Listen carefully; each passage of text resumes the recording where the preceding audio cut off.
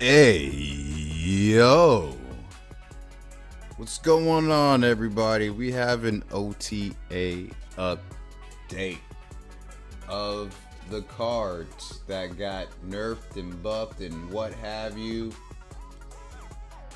So I think we might start small. Let's start small. And hopefully by the end of it, I can probably give a grade of a grade. So in the 6 cost cards, we have our girl Spectrum. Knowing that she's in a movie that she's finally gotten an update, so I'm pretty stoked. I always thought she should have been way more stronger than being a 6'5" with her ability. I'm kind of glad that we're gonna probably see a little bit more Spectrum decks out there. I saw one last night that I played against. It was interesting. I still won with my Hella deck, but yeah, that Spectrum caught me off guard. But yeah, went from a 6'5" to a 6'7" on reveal. Of course, nothing that's changed at all. You see, I got the Ryan Gonzalez variant, and I also got the Dan Hip. So I actually got 2 dope variants that I can use. So let's get the Dan Hip one popping for the stream. I mean, not for the stream, but for y'all. For this video. I'm not streaming. No, sir. And you see, I'm actually super close to getting Spotlight Cash. I'm pretty cool with either Nico or Kitty Pryde, to be honest with you. I got the Dan Hip, but I don't know about this random series 4 or 5. Now, if I can get like a fucking actual like a series 5 card that I don't have, I'd fucking shit bricks. I'd be super ecstatic. But that's a whole different ball game. So yeah, Spectrum is now a 6'7". We got Hell Cow, which I probably could have done probably first, to be honest with you. I don't play Hell Cow. See, I don't even have a variant for Hell Cow. That's how I don't play her. But yeah, she went from a 4'6" to a 4'8". This card is actually pretty strong right now, and that's what I've been using for my climb with my Hella decks and whatnot. But now that Hell Cow is a 4'8", I still don't know if I want to play the card in my discard decks because it's random, and then I typically always hit like Hella or something. I've hit Hella each time that I've been playing Hella, and I have Magneto, Infinite, and Hella in my hand, and it's turn 3, and I've been playing everything on curve with my with Blade, probably knocking out my most right card, which is probably an Infinite. Let's say I got like, you know, 2 6s that I already knocked out Infinite out of my hand with Blade. If I'm playing Lady Sif, somehow, some way, magically, she always hits fucking Hella. Even if I got Giganto, Magneto, and Hella in my hand, Hella's gonna get hit. And it's done that the last 3 or 4 games that I played. I happen to sneakily win, or I bounced out appropriately. Like, oh, Hella got out of my hand. Yeah, I'm getting the fuck out of here. So, but Hell Cow being a 4'8", pretty dope. I still don't trust playing it, but 4'8's better than anything. So I kind of like it. I might implement Hell Cow in some of my decks, but I'm just afraid that if I have Hella in my hand, that Hell Cow is just gonna be a 4'8" that discarded my Hella, and I would love to punch her in the face. Like, thanks Hell Cow for doing that shit to me. But yes, she has a buff 4'8" for Hell Cow. Now, one of my favorite decks that I played with, in the like last year. It is crazy that a year has gone by and it's still an incredibly strong deck. But we got the nerf for it. Is Sauron. Went from a 3/3 to a 3/2. I figured that it would have been like a 3/2.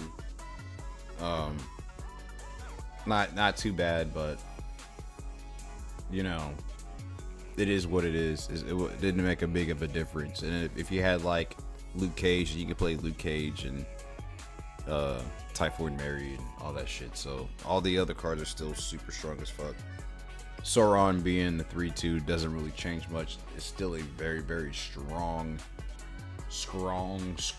card to use in this meta. So shouts to Sauron. I'll actually, he's one of my favorite cards and characters in Marvel. So not too bad. You know, I was honestly hoping that we would get at least like a Silver Surfer buff, bring him back to being normal. All right, now we get into like more of the meta, and you had to like question why they even like they changed the collector, but they did. Excuse me. Where the fuck is collector at?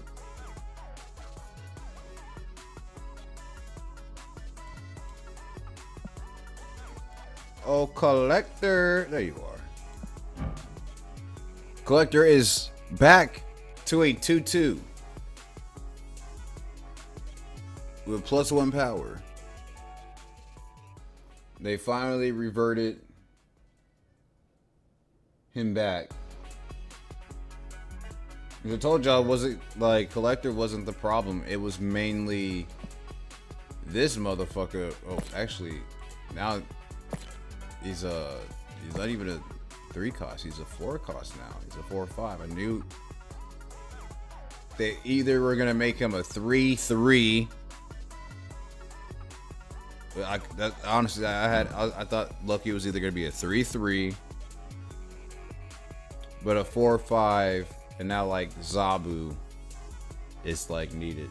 And then you can also play, you know, Mobius a lot earlier too. I mean, unless you just already played him earlier, then they might have a rogue in their hand. But either or, Loki is now a 4/5, still with the same broken ass ability. It's just a 4/5 now.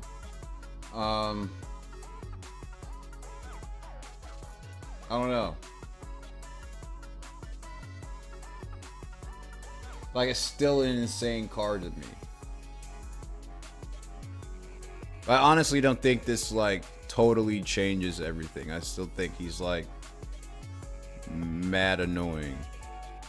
But 4/5, you can cheat him out with Zabu if you decide if you have Zabu out there, then he can be played at 3.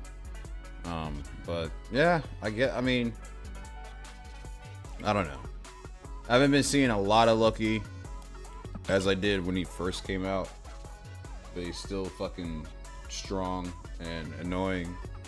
So I guess it's a nerf, but it's still good, like really fucking good. I think it doesn't really change him that much. And now Elsa Bloodstone finally didn't do shit, no power changes or anything. Just when you fill up a card, you give it +2 power instead of +3. And I still think it's like a problem because it's fucking annoying. Like, this card's still gotta be played everywhere and be very fucking annoying. It's just not that too much of a power creep, but +2 is good because +3 was just fucking insane.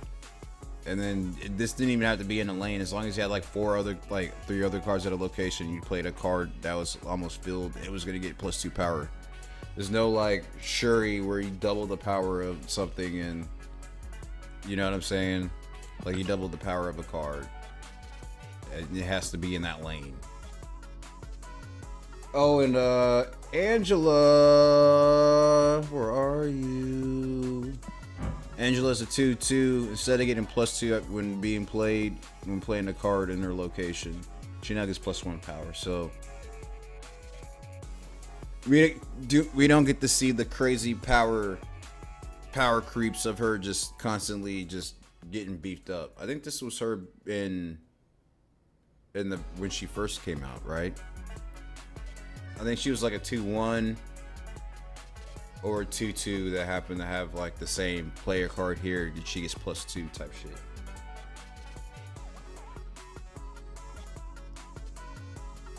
So I want to say this is a revert back to Angela from her like earlier days. I know she was like at least a 2/1. Like if she got 2/2, she might have been buffed to like, she might have been like a 2/1 or something like previously. I'm trying to remember, but like it's been a while.